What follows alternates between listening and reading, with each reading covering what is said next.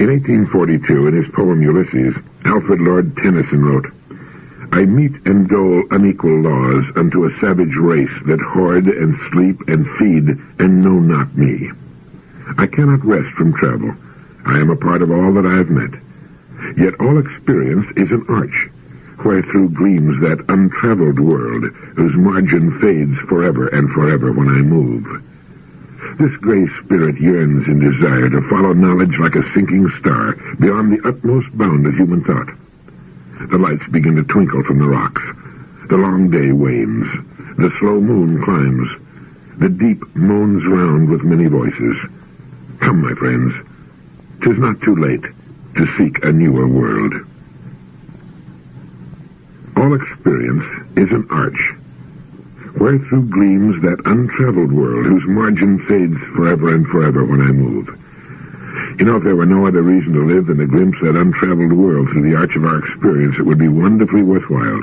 But add to that the fact that no two of us sees the untraveled world, the future, and what it holds in the same way. We cannot, because no two of us is alike. In fact, there never have been two people who are exactly alike in all the millions of years of man's development, nor will there ever be, excluding single-egg twins, which are in effect one person in two bodies. In his excellent book, The Social Contract, Robert Ardrey gives us the reason that no two of us can be exactly alike. The principle is that of recombination. In the act of conception, two parents with different combinations of paired genes contribute half of the resources of each to what becomes a new genetic proposal. The fertilized egg, this randomly determined recombination of parental possibilities, is an accident of staggering possibilities. Theodosius Dobzhansky, an inheritor of Morgan's fruit flies and today, philosophically, the most equalitarian of geneticists, has described the theoretical Mendelian consequences this way. If the parents have 5 pairs of genes, then there are 32 possible recombinations. If they have 20 pairs, then the possibilities amount to 1,048,576. If they have 32 pairs, then over 2 billion new opportunities confront the offspring. Yet the simplest of animals has genes in the hundreds, and the human being has far over 10,000. We have no comprehensible mathematics to describe the chance against recombination producing 2 identical human beings. It's a job even our most advanced new generation computers would just sit and short-circuit over. Even in the case of brothers and sisters, the chance is 1 in a trillion that any 2 siblings will be genetically alike, even though they have the same parents. The accident, which determines in such large part what you or I will be, prohibits identicality.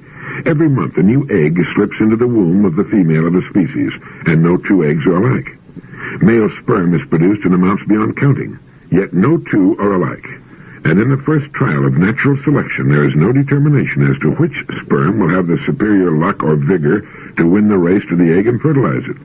The magnitude of the competition is such that although only 1 human being will be the normal consequence of the achievement, still a single teaspoonful of male sperm would be sufficient to father every person alive on the earth today, and all would be different. Every human being conceived by sexual recombination is a genetic accident. Every individual being is thus a pioneer, a biological adventure, a brand new first-time person on earth. No one like you can exist in your species. Common heredity may provide a common disposition among contemporaries or a limited likeness between ancestor and descendant. But the strategy of sex denies the prison of identicality. If you were not created equal, and here we must ask equal to what or to whom, you were yet created free. So we stand, you and I, in the arch of our experience and face the untraveled world of tomorrow. Here it's good to remember the quotation from the book, The Nature of Man. Man tends to achieve his being inasmuch as he develops love and reason. Now, with these obviously great goals before us, the development of love and reason, and the awareness of the world of opportunity that lies before us, well, things can get much better and a whole lot more interesting. But, as Pierre Berthaud writes in The Future of Man, what is man and who is man? Whom and what do we mean exactly when we say that word? In this context, we normally mean the Western white civilized male adult, who is in fact only a very small percentage of the human race. Even if we consider, perhaps rightly, that this sort of human being outweighs in importance the rest of humanity. But if we take another index, for instance, a statistical one, we would mean and consider as typical for mankind the largest race, age, and sex group. That is, young Chinese females. I like that quotation because, like a bucket of ice water in our face, it straightens us up, opens our eyes, and makes us see humanity from the standpoint of love and reason in an entirely new light. Our rewards will be in proportion to our service. We are here to serve other human beings. We will grow through the arch of our experience into the opportunities of tomorrow to the extent that we develop love and reason. Now let's look at our opportunities for what they really are, not local or regional or national or continental, but global, universal. How can what we do help human beings everywhere on Earth, serve human beings everywhere on Earth, and do it from the standpoint of our originality as persons? It gives a whole new dimension to the word opportunity, doesn't it? But why then do we seem to move so tentatively, so fearfully, through the arch of our experience into the unknown? Russell has written that our instinctive emotions are those that we have inherited from a much more dangerous world, and contain, therefore, a larger portion of fear than they should. We mentioned the geneticist Theodosius Dobzhansky. In his book, Man Evolving, he writes, "By changing what he knows about the world, man changes the world he knows. And by changing the world in which he lives, man changes himself." And Dr. Frederick L. Pollack, in his book, The Future of Man, writes, "Through his images of the future, we come to know man, who he is, and how he wishes to be, what his thoughts are, what he values most highly, what he thinks is worth striving for, and whether he thinks it's attainable. Certain types of men hold certain types of visions, subject to their temper and spirit. Tell me what your vision of the future is, and I'll tell you what you are." Well, what's your vision of the future? Your future and the future of man? Do you believe with Harvey Cox in his book, The Feast of Fools, that man is a transient eczema on a small planet in a third-rate galaxy? Or with Arthur Kessler in The Ghost in the Machine, that evolution has been compared to a labyrinth of blind alleys, and there's nothing very strange or improbable in the assumption that man's native equipment, though superior to that of any other living species, nevertheless contains a deficiency which predisposes him toward self-destruction? Both could be right. Loren Eiseley, in his book, The Unexpected Universe, writes, "The evolutionists, piercing beneath the show of momentary stability, discovered, hidden in rudimentary organs, the discarded rubbish of the past. They detected the reptile under the lifted feathers of the bird, the lost terrestrial limbs dwindling beneath the blubber of the giant cetaceans. They saw life rushing outward from an unknown center, just as today the astronomer senses the galaxies fleeing into the infinity of darkness. As the spinning galactic clouds hurl stars and worlds across the night, so life, equally impelled by the centrifugal powers lurking in the germ cell, scatters the splintered radiance of consciousness and sends it prowling and contending through the thickets of the world. We know that we become what we think about most of the time. Well, what do you think about most of the time?" Repeating Dr. Pollack's quote, "Through his images of the future, we come to know man, who he is, and how he wishes to be, what his thoughts are, what he values most highly, what he thinks is worth striving for, and whether he thinks it's attainable. Certain types of men hold certain types of visions, subject to their temper and spirit. Tell me what your vision of the future is, and I will tell you what you are." You can tell what you value most highly by assessing your past decisions, by seeing what you have, in fact, achieved, what you possess, what you place importance upon, what you felt has been worth striving for, what you wish to be, what you value most highly. When we look at ourselves in the light of our originality and realize we still cling to vestigial fears no longer needed, as useless as the disappearing limbs of the whale, as we stand in the arch of our experience and see the untraveled world before us, despite the nagging doubts that must plague us from time to time, I think we have to agree with Tennyson's Ulysses and say, "Come, my friends, 'tis not too late to seek a newer world." I got my inspiration for this piece when I reread one of the Markets of Change series, which appeared in 1970 in Kaiser News, published by Kaiser Aluminum and Chemical Corporation and edited by Don Fabian. That was one of the finest series of publications I've ever had the joy of reading, and I feel genuinely sorry for any person who did not have the opportunity to read and own them.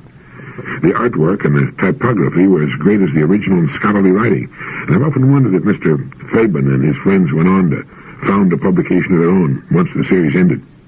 In the one from which I took the quotation from Tennyson and some of the other quotes, which was on ecology, number 1 of the Markets of Change series, 1970, it begins, "Once upon a time there evolved upon this planet an organism that was ill-suited for survival.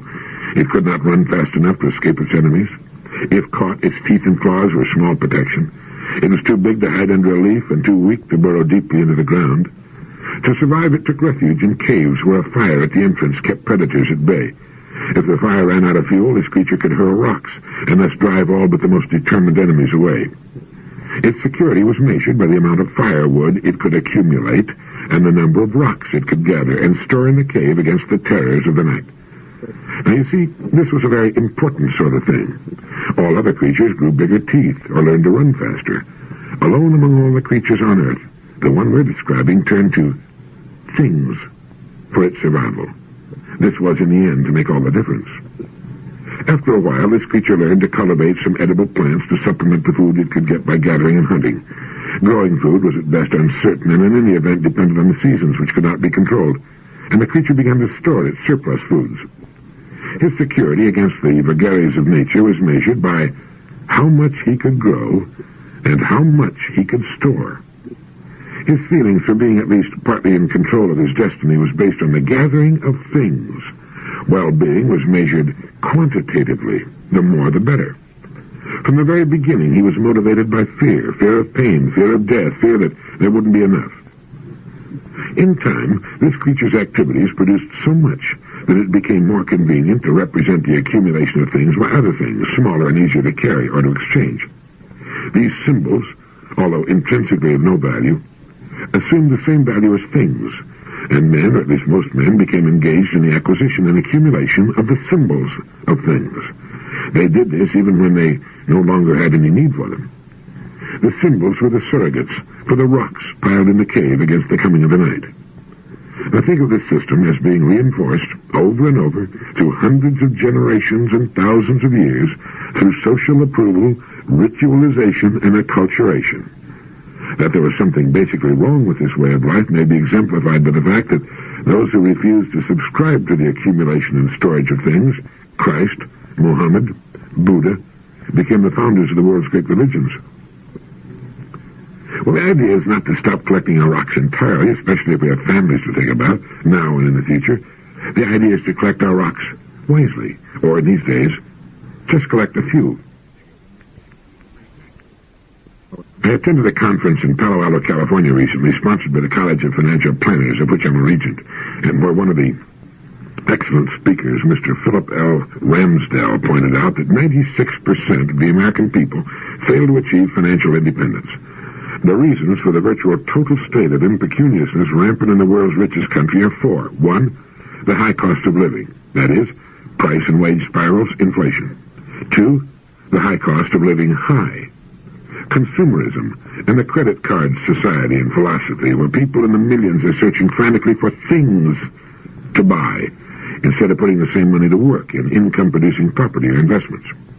Three, high taxes and multiple taxes and taxes on top of taxes, taxes which make our real take-home income look like a sheared sheepdog. A family finds it's earning $20,000 a year, according to the latest raise in pay. The man and his wife are ecstatic. What they fail to realize is that the raise in pay has only kept pace with the rising cost of living. But at the same time, the raise in pay has placed them in a new tax bracket. They're now paying more taxes on money, which does not constitute a raise in real pay at all. But they don't realize that, and they move to a larger house, basing their choice of home on the old funny multiple of 4 times annual income. But they think their annual income is $20,000 a year, when in actuality, it's more like $12,000. And they start living on $20,000 a year and trying to pay for it with $12,000. And it's then they find themselves getting behind what's known as the power curve, according to Mr. J. Chandler Peterson from Atlanta, an expert on financial planning. They find themselves borrowing money this year to pay last year's income taxes, then find that they have to pay this year's taxes, plus the amount they borrowed, plus the amount it takes to live on their new higher standard, which is based on the amount of money they're not really earning anyway. Add to this the higher cost of living, everything from schools and lawn tools to eggs and gasoline. Our new young executive with his Brooks Brothers suit and Sears Roebuck underwear finds that he's developed an entirely new capacity for sweating and lying with his eyes wide open in the dark. So number one is the high cost of living. Number 2 is the high cost of living high. Number 3 is high taxes. And number 4, according to the very knowledgeable Philip L. Ramsdell, president of Combined Financial Corporation, headquartered in San Jose, California, number 4 is the high cost of leaving, which in all likelihood will bring Mrs. Executive face-to-face for the first time in her life with the costs of probate and the wolves of the IRS with regard to estate taxes. As one man at the conference put it, at one time we all lived in a large pasture in which we were free to frolic, work, eat, and reproduce. And then the government cut the pasture in half, and we found ourselves with less room to play in. Then it was cut in half again, and again, and again. Anyway, it's not too difficult to see why 96% of the American people wind up flat broke and disillusioned about how to play the collect the rocks for the cave game. Now, it's true that some people are able to collect these simple things, money, even when they no longer need it. But they constitute perhaps 1/2 of 1% of the population. And it's perhaps better to have a few more rocks than you need, since none of us knows for sure how long he's going to live and need them, than it is to run out of them entirely when we're 65 and still have 15 to 20 good years ahead of us. Let me try to remember an example of how what seems to look good can be something entirely different in reality. It was an example given by Mr. Chandler Peterson of Atlanta. Let's say you have $10,000 invested at 10% compounded, a very handsome rate of interest, you'll agree. That brings you a return of $1,000. But you're in the 50% tax bracket, which cuts that down to $500. Add state and local taxes, which take another 6% or 7% bite, and you've got $460 or something, and we're being very generous. The rate of inflation this past year was figured at 7%. Well, when Mr. Peterson got through, you had a net return on your 10% of $10,000 of, get this, minus 2.5%. What looked like a truly regal return on your money was in actuality putting you in the hole. That's why the majority of working people in our society have a negative cash flow. Earnings do not produce security. We need to put that $10,000 into a tax-deductible investment that will produce no current taxable income, that will produce tax-free buildup, and eventually, when we need it, a tax-favored payout, such as capital gains. In addition, we need an orderly method of transferring our estate at death through an IRS-approved investment and trust arrangement. But first, we need to find the income to work with our financial planner so that we can create a meaningful estate. And to do that, we must either augment our means or diminish our wants, as Ben Franklin suggested. We must live within our means, whatever those means happen to be. If we can theoretically afford to live in a $100,000 home, let's live in a $50,000 number and agree to apply the 2-point common sense rule to everything we buy or want to buy. Whenever we find ourselves facing a buying situation, we test it against 2 questions. 1, do I really need it? Is it necessary?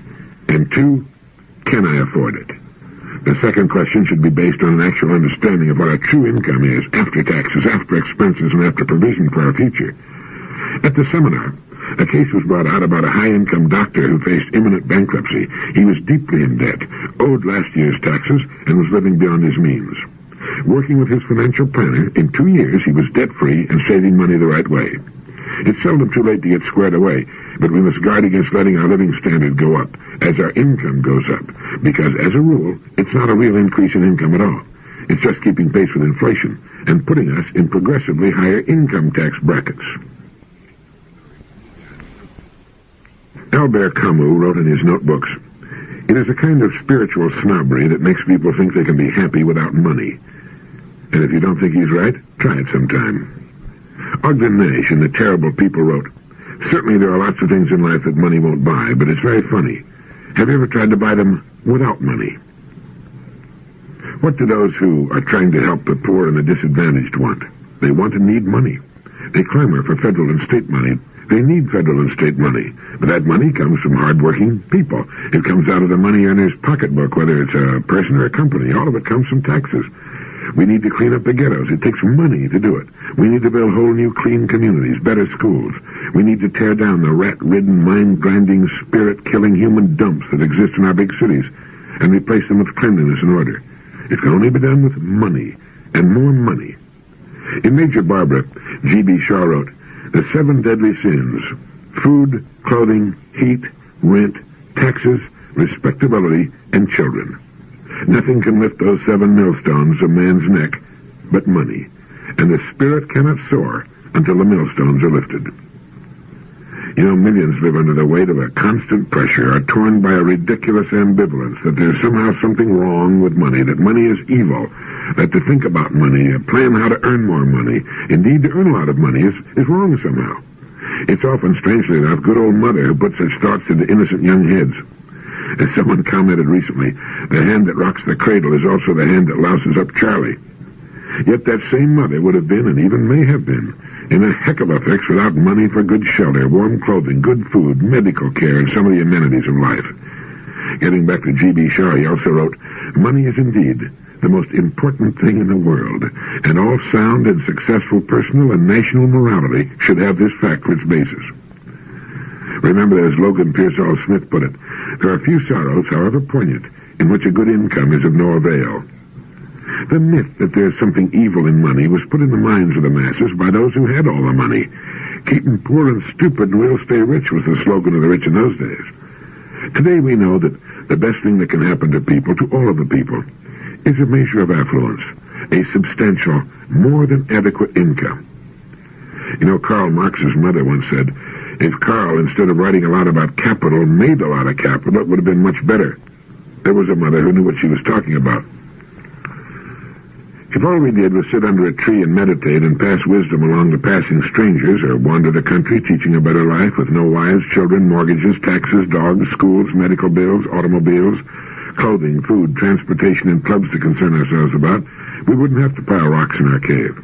But most of us seem to want these things, despite their onerous cost, and so maybe it's a good idea to find ways of having them without sweating ourselves into an early grave.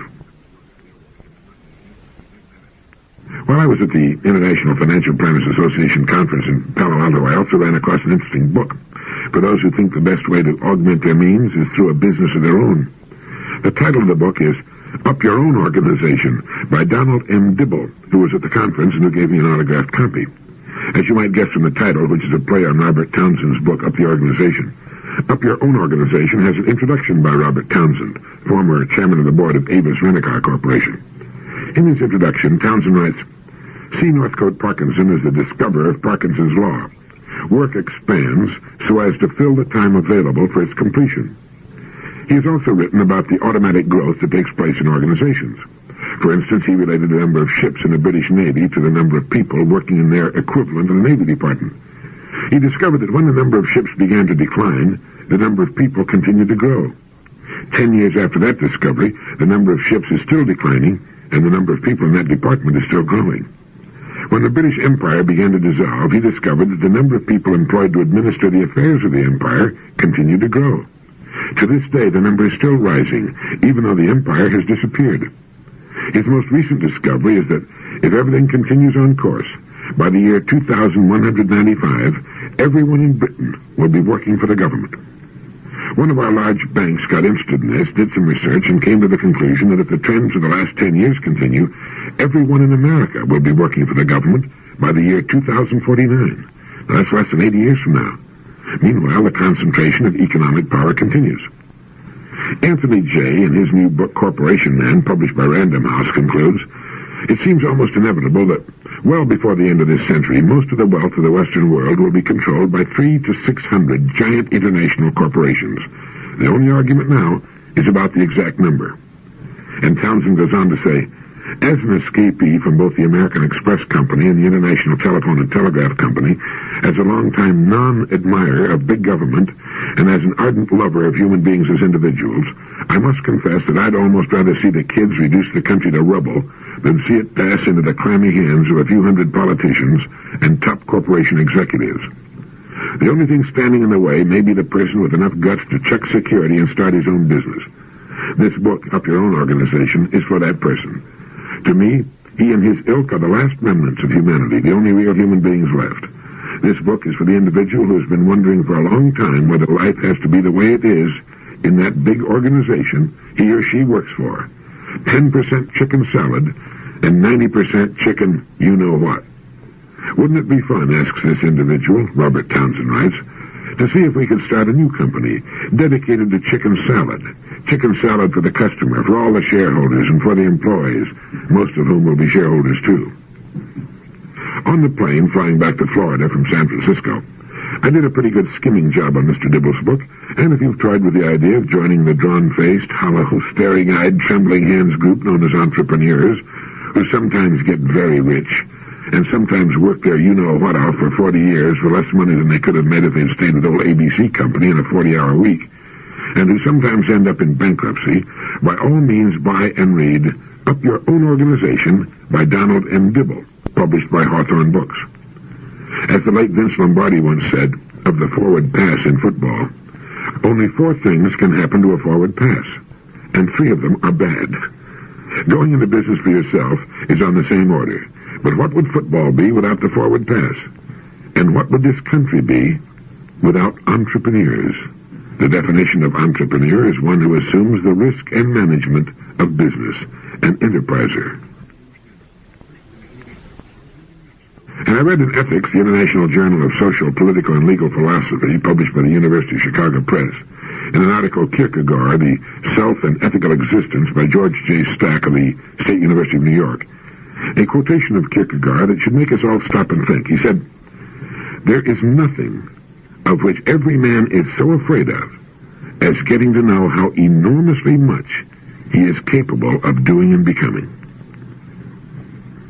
There is nothing of which every man is so afraid of as getting to know how enormously much he is capable of doing and becoming. And then Stack writes, one can refuse to seek self-knowledge, can live an unexamined life, or can fall into moral indifference. But the life of such a being is not the life of a person, nor of an authentically existing individual. And again he wrote, not to take up responsibility for oneself is to lose the possibility of being a self. And by coming to know the actual self as far as this is possible, one accepts responsibility for what one has been, and one is now capable of deliberate choice. Choice integrates the various aspects of the self, unifies and consolidates the diverse, often contradictory tendencies of the potential self.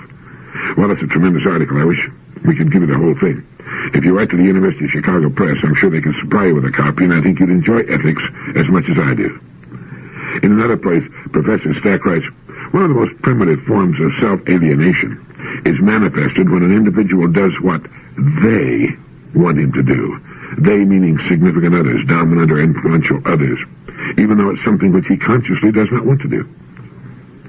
Perhaps we should hit those points in order. First, it's by finding ourselves that we can come to know how enormously much we're really capable of doing and becoming. It is not by acting a part, trying to live like other people, living a second-hand and derivative life, that we come to know our real powers. It's by finding ourselves. It's by examining and exploring ourselves and taking full responsibility for ourselves. Not to take up responsibility for oneself, as Professor Stack writes, is to lose the possibility of being a self. And by coming to know the actual self as far as this is possible, one accepts responsibility for what one has been, and one is now capable of deliberate choice. Choice integrates the various aspects of the self, unifies and consolidates the diverse, often contradictory tendencies of the potential self. And one of the most primitive forms of self-alienation, of cutting ourselves away from the real and powerful person we truly are, comes about when we do what they want us to do, even though it's something we consciously do not want to do. In another part of the article, Professor Stack writes about the importance of choice and says we do not deliberate about driving our car from one place to another, from our place of work to our home. We simply do it voluntarily. There are, however, specific moments when we're confronted with choices which we know will have important ramifications for our lives. A person may ask himself, should I pursue this career or that? Should I live in accordance with ethical categories or not? Should I marry or not? Should I serve in combat in time of war, or should I be a conscientious objector?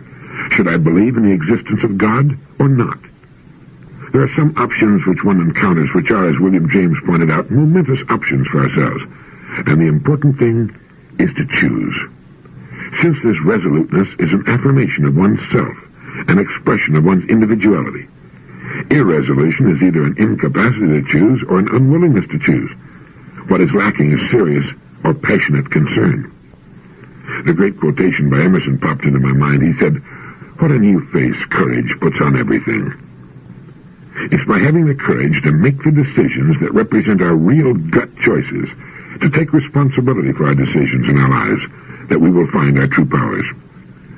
As Mumford writes, The great mass of comfortable, well-fed people of our civilization live lives of emotional apathy and mental torpor, lives of enfeebled desire, second-hand lives. And he said the Greeks had a word for this pallid simulacrum of real existence. They called it Hades. I think it can be said that the great majority of people do not really live as we like to think of that word at all. They spend their lives as puppets, with the strings in the hands of they. What they say, what they think, how they live. George Stack reminds us that Socrates held that it is by no means necessary that everyone become a man, and Kierkegaard held that it is by no means necessary or inevitable that one become a person or an integral self. The act of choosing is not only individuating, but it's an act whereby the individual both expresses and attains freedom. The primitive freedom an individual has is the freedom for possibility. Before William James, Kierkegaard insisted that only in a world in which there is possibility is freedom itself possible. And he writes, an individual who chooses himself ethically, chooses himself as this concrete individual who exists here and now, and whose present existence has been shaped by causal factors which he appropriates. At this, the individual becomes conscious of himself as this definite person with these talents, these dispositions, these instincts, these passions, influenced by these definite surroundings, as this definite product of a definite environment. But being conscious of himself in this way, he assumes responsibility for all this. Having freely chosen what has been, as it were, imposed upon him, the individual is now able to bear responsibility for what he does with these inherited dispositions, these psychological tendencies or characteristics. Freedom is not, as it was for Spinoza, the recognition of necessity, but it is manifested in and made possible by the appropriation of necessity and possibility. Human freedom is not given as such, except as a possibility that may be actualized. It is the finite freedom of a person who is shaped and influenced by some circumstances which are outside his power. Man is determined in his being, but determining in his becoming. Choosing oneself as determined is a condition for the possibility of realizing oneself as free, for possibilities positive for oneself. And not to act on a possibility is to run the risk of losing that possibility as possibility. And I've long been of the opinion that trying to play it too safely is about the best way in the world to remove most of all possibility from our lives and end by missing the boat, by missing ourselves and our powers. Dr. Frederick S. Perls agreed with this idea, too. His book, Gestalt Therapy Verbatim, is one of the most charming, educating, and refreshing books I've read in a long time. I've become a fan of Gestalt therapy, and as he points out in the frontispiece, to suffer one's death and to be reborn is not easy. I think we do this when we shrug off the phony life imposed upon us by others and the environment as much as we can, and take responsibility for ourselves and our future. The prayer in Gestalt therapy is great. It goes like this: I do my thing, and you do your thing. I am not in this world to live up to your expectations, and you are not in this world to live up to mine. You are you, and I am I. And if by chance we find each other, it's beautiful. If not, it can't be helped.